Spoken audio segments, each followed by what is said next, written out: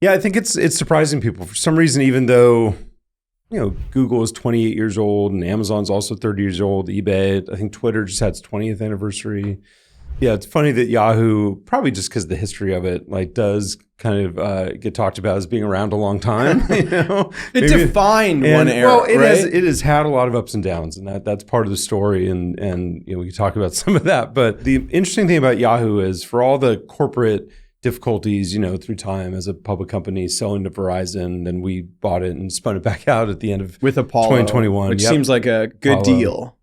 Apollo got it for around $5 billion after all that. So it is still today, now fast forward to 2026, in the last Comscore rankings, we were third in the United States in total traffic. We're almost 250 million users in the US, which is almost 90% of the US.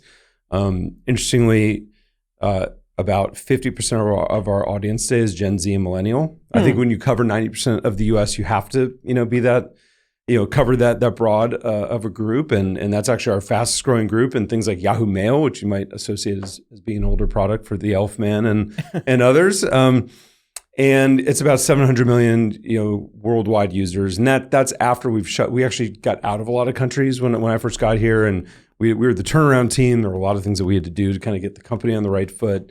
So we kind of got out of some countries that weren't, that didn't make sense. So it is still that big.